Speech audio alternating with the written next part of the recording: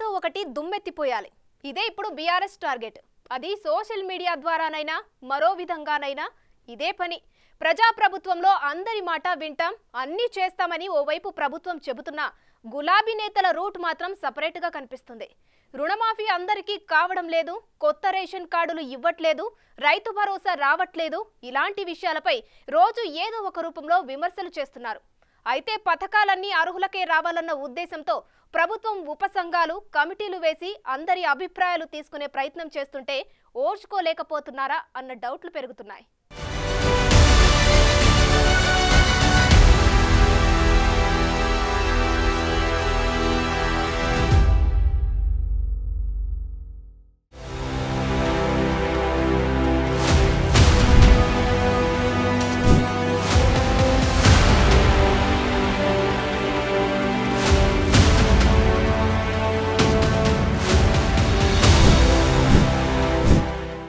ఏదో కొత్త విషయంపై రేవంత్ ప్రభుత్వాన్ని టార్గెట్ చేయాలి.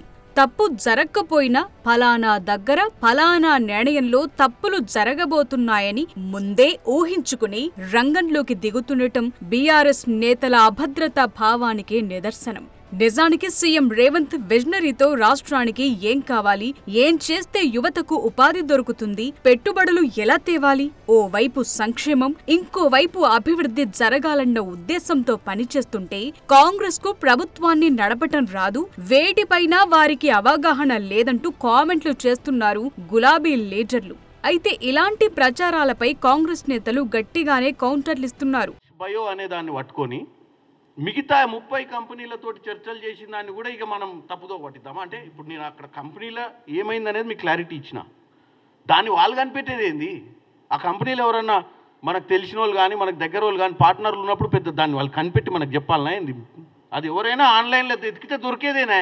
దాంట్లో మేము దాచిపెట్టి చేసేది ఏముంది, దొంగతనం చేసేది ఏముంది? రేపు పొద్దున నిజంగానే దానికి ఫ్రీ భూమి ఇచ్చినాం అనుకుందాం, దానికి అనుకున్న దానికంటే ఎక్కువ పెట్టుబడులు ఇచ్చినాం అనుకుందాం, అప్పుడు నిలబెట్టండి. నేను ఎప్పుడైనా ఒకటే చెప్తున్నా, తప్పు చేస్తే ప్రతిపక్షాలకు అధికారం ఉంది మాట్లాడనికే. తప్పు కాకముందే తప్పు జరుగుతుందనో, తప్పు జరుగుద్దేమోననో, తప్పు జరగబోతుందేమోననో ఏదో విధంగా ఊహించి వీళ్ళంతలో వీళ్ళే మదనపడి, అంటే రోజు వీళ్ళు టార్గెట్ ఇవ్వాలి. ఏమైనా టార్గెట్ చేసినారా? లేదు సార్. అరే మరి ఎట్లా మీరు టార్గెట్ చేయకపోతే ఎట్లా మరి వాళ్ళు ఫ్రీగా బతుకుతున్నారు? రోజు ఒకసారైనా టార్గెట్ చేయాలనేది ఒక కండిషన్ పెట్టిరు వీళ్ళు. ఆ పాపం ఆ కింద పని చేసే వాళ్ళు నెల జీతం వాళ్ళు ఎన్ని పోస్టులు పెట్టిర్రా ఈ నెల అంటే, సార్ ఏడోసారి దొరుకుతలేరు వాళ్ళు, ఎక్కడ దొరకకపోతే మీకు జీతాలు ఉండవు అంటే మరి ఎట్లా దొరికించుకోవాలి?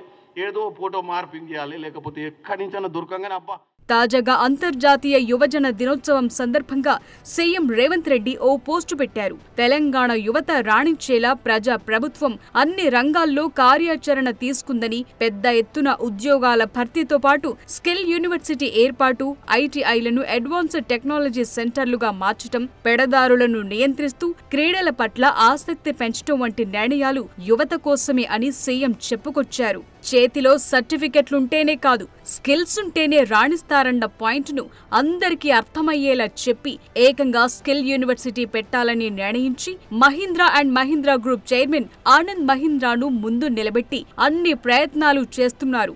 గత ప్రభుత్వ హయాంలో యువతను పట్టించుకున్న పాపాన పోయారా అన్న ప్రశ్నలను కాంగ్రెస్ నేతలు వినిపిస్తున్నారు.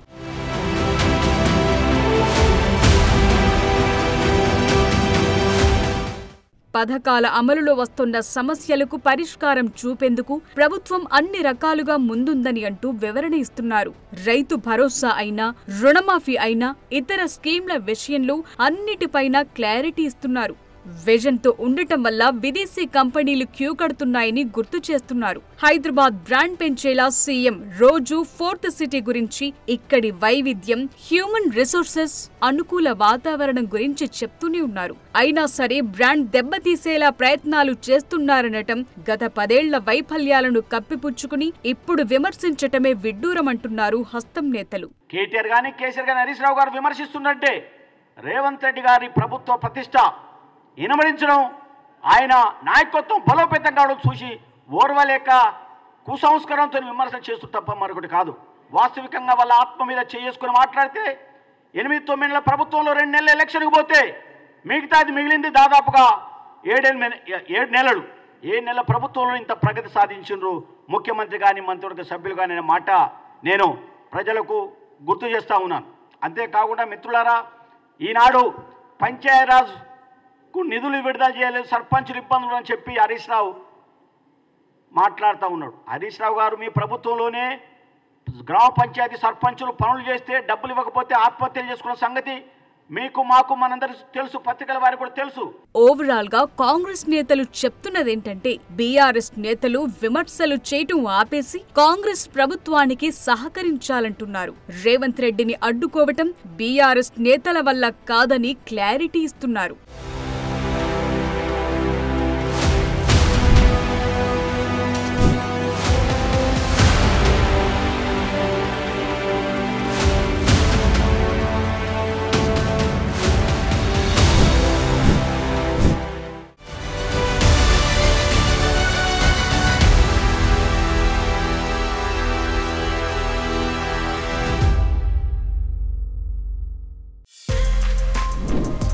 For more videos like this, subscribe Big TV channel.